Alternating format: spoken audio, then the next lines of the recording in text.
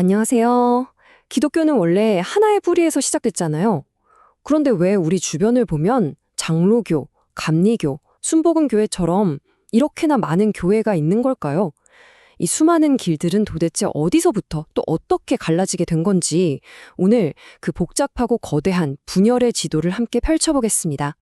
길을 걷다 보면 정말 수많은 교회 간판들을 보게 되죠. 대한예수교 장로회, 기독교 대한감리회, 기독교 대한성결교회. 다들 같은 하나님을 믿는다고 하는데 도대체 뭐가 다른 건지 저도 늘 궁금했거든요. 오늘 이 자료들을 보면서 그 답을 한번 속 시원하게 찾아보시죠. 자, 오늘 우리가 함께 떠나볼 여정은 이렇습니다. 먼저 모든 분열의 시작점이었던 종교개혁이라는 거대한 사건에서 출발해서요. 거기서부터 어떻게 끊임없이 가지들이 뻗어나갔는지 그 흐름을 따라가 볼 겁니다. 그리고 아마 가장 궁금해하실 부분이죠. 각 교파의 핵심 교리가 구체적으로 뭐가 다른지 비교 분석해 보고요. 또 어디까지가 주류이고 어디부터가 비주류인지 그 경계는 어떻게 나뉘는지도 살펴보겠습니다. 마지막으로 이 기나긴 분열의 역사가 오늘 우리에게 남긴 것은 무엇인지 함께 생각해 보겠습니다. 모든 이야기의 시작은 지금으로부터 약 500년 전 16세기 유럽의 한 복판으로 거슬러 올라갑니다. 당시 서방 세계를 기독교라는 단 하나의 이름으로 지배하던 거대한 힘, 바로 로마 카톨릭 교회가 있었죠. 바로 그 교회의 심장에 거대한 파문을 일으킨 사건이 터집니다. 우리가 잘 아는 종교개혁입니다. 종교개혁을 촉발시킨 가장 근본적인 질문은 바로 이거였습니다. 우리의 신앙은 대체 무엇을 따라야 하는가? 당시 카톨릭 교회는 수천 년간 쌓아온 교회의 전통과 교황의 해석이 성경만큼, 아니 어쩌면 그 이상의 권위를 갖는다고 봤어요. 하지만 개혁가들은 여기에 정면으로 맞서 외쳤죠. 아니다. 신앙과 구원의 유일한 최종 권위는 오직 성경뿐이다. 바로 솔라 스크립투라. 이 하나의 원칙이 앞으로 벌어질 모든 분열의 도화선이 된 겁니다. 보세요. 이 불길이 번져나가는 속도를요. 1517년 독일의 한 무명신학자였던 마르틴 루터가 던진 95개의 불씨가 순식간에 유럽 전역을 뒤흔들었죠. 곧이어 스위스에서는 취빙글리가 더 과감하고 급진적인 불길을 일으켰고요.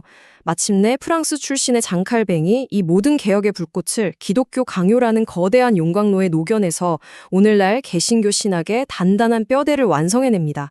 한 사람의 외침이 거대한 역사의 흐름을 바꾸는 바로 그 순간들이죠.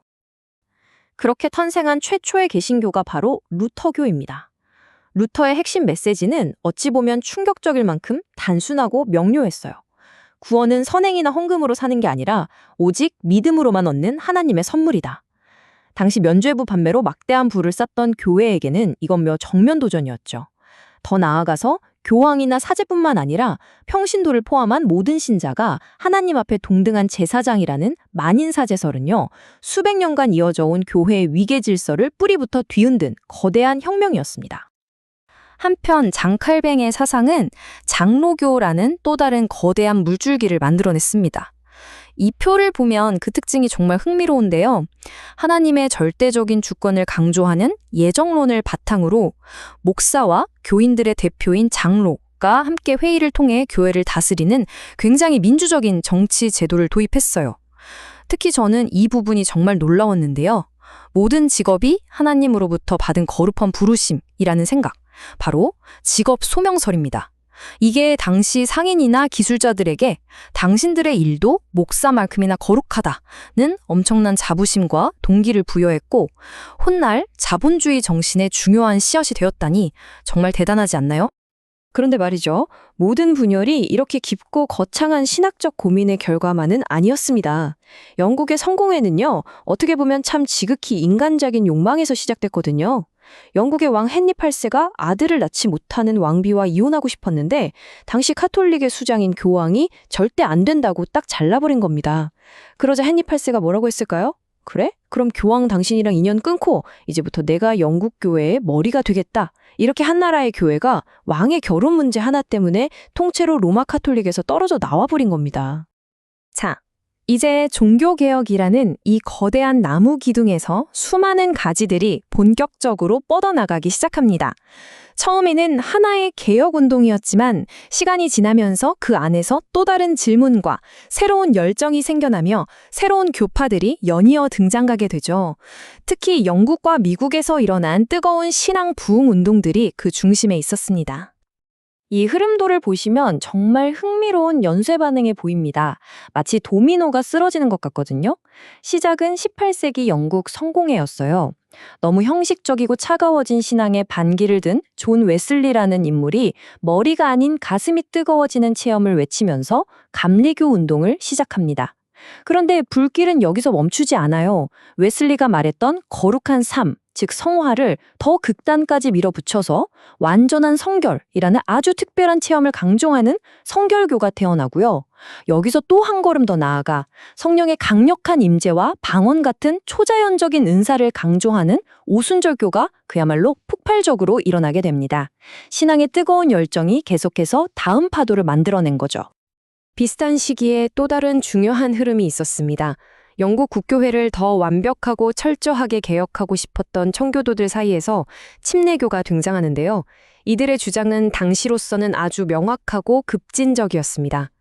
갓난아기에게 주는 세례는 성경에 근거가 없다. 세례는 오직 자신의 의지로 예수님을 믿기로 결단한 성인에게만 주어져야 한다. 그래서 이들은 몸을 물에 완전히 잠그는 침례를 고집했고 더 나아가서 각 교회는 그 어떤 상부기관의 간섭도 받지 않는 완전한 독립체여야 한다는 회종 정치를 핵심 원칙으로 내세웠습니다. 자, 지금까지 여러 교파들이 어떻게 탄생했는지 그 배경 이야기를 살펴봤는데요. 그럼 이제 가장 궁금해하실 부분으로 들어가 보죠. 그래서 이 교파들은 구체적으로 무엇이 어떻게 다른 걸까요? 지금부터 몇 개의 비교표를 통해서 그 핵심적인 차이점들을 아주 명확하게 비교해 드리겠습니다. 먼저 구원을 어떻게 보느냐의 차이입니다. 이 표를 보시면 크게 두 그룹으로 나뉘는 게 보이실 거예요. 루터교와 장로교는 구원의 시작점, 즉 오직 믿음과 하나님의 절대 주권에 초점을 맞추는 경향이 있습니다. 반면에 감리교에서 시작된 웨슬리안 계통의 교파들은 구원 이후의 삶, 즉 성화 과정에 더 집중해요. 감리교가 점진적인 성정을 말한다면 성결교는 단 한 번의 강력한 성결 체험을, 그리고 오순절교는 거기에 더해서 성령 세례라는 또 다른 특별한 체험을 강조하면서 개인의 뜨거운 체험이 점점 더 중요해지는 것을 볼 수 있습니다. 교회를 나누는 또 하나의 아주 중요한 기준, 바로 성찬에 대한 해석입니다.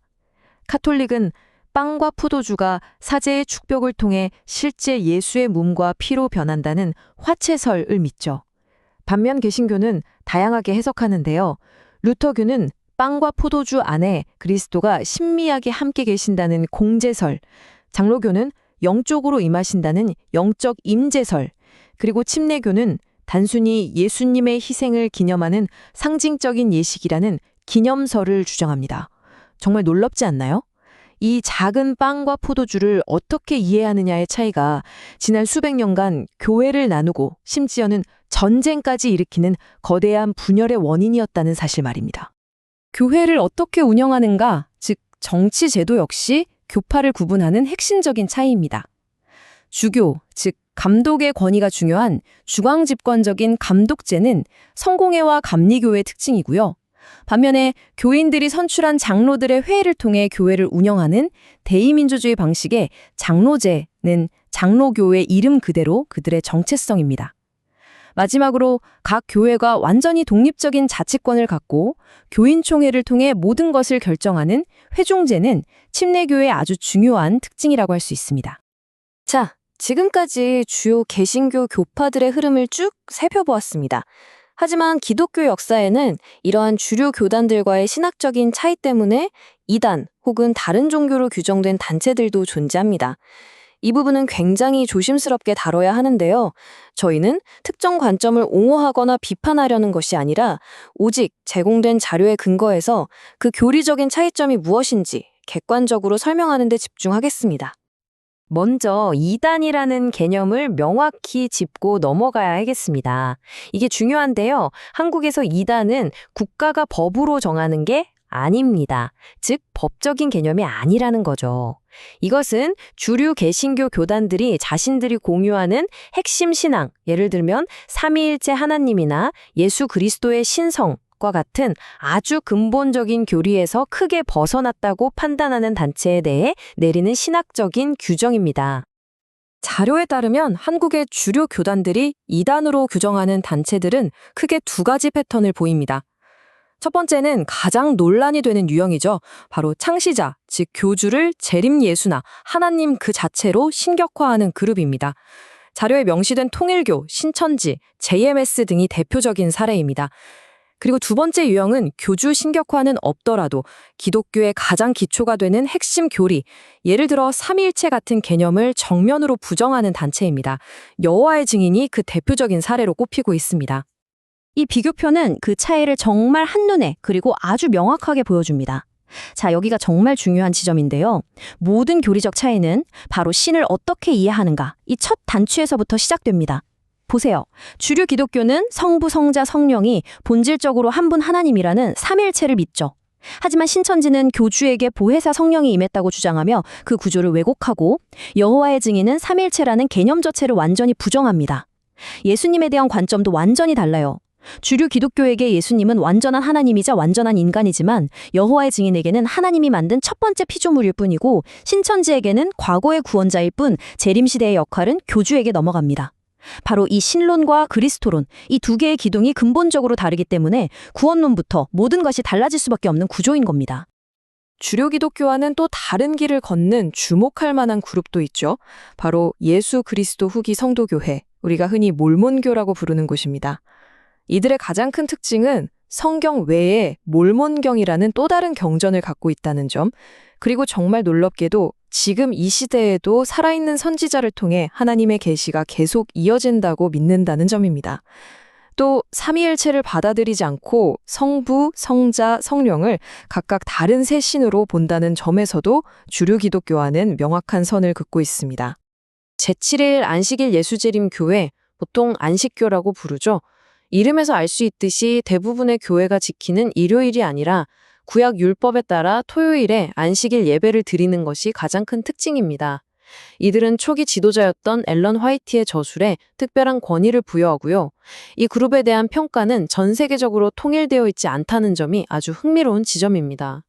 미국을 비롯한 세계 개신교계에서는 정통교파의 하나로 인정하는 경향이 강한 반면 한국의 일부 주요 교단에서는 여전히 이단으로 규정하고 있어서 시각차가 존재합니다. 자, 이렇게 2000년에 걸친 기나긴 분열의 역사를 따라와 봤습니다. 그렇다면 이 끝없이 이어진 것처럼 보이는 분열은 우리에게 과연 무엇을 남겼을까요? 마지막으로 그 빛과 그림자를 함께 생각해 보겠습니다. 네, 모든 분열의 이면에는 분명 인간적인 욕심과 정치적인 야망, 그리고 쓰라린 교리적 갈등이 있었습니다. 하지만 동시에 그것은 더 순수하고 본질적인 신앙이 과연 무엇인지 찾으려는 치열한 몸부림의 역사이기도 했습니다. 부패한 현실에 그냥 안주하지 않고 성경이 말하는 진리를 따르기 위해서 모든 것을 걸었던 사람들의 그 뜨거운 열정이 있었기에 오늘의 다양한 기독교가 존재하는 것이겠죠. 그런데 정말 놀라운 사실은 바로 이겁니다. 이렇게 2000년 동안 쪼개지고 또 쪼개졌는데도 기독교는 여전히 세계 최대의 종교라는 거죠. 카톨릭, 개신교, 정교회를 모두 합치면 그 규모가 어마어마합니다. 그렇다면 다시 묻게 됩니다. 이 끝없는 분열과 다양성은 정말 기독교의 약점이기만 한 걸까요? 아니면 오히려 수많은 문화와 다양한 사람들을 품어 안을 수 있는 기독교만이 가진 독특한 힘일까요? 서로의 다름을 인정하면서도 그리스도라는 하나의 뿌리를 기억하는 것. 어쩌면 이 길고 긴 분열의 역사가 오늘날 우리에게 던지는 가장 중요하고도 어려운 질문일지도 모르겠습니다. 이 질문을 여러분께 남기면서 오늘 분석을 마치겠습니다. 함께해 주셔서 고맙습니다.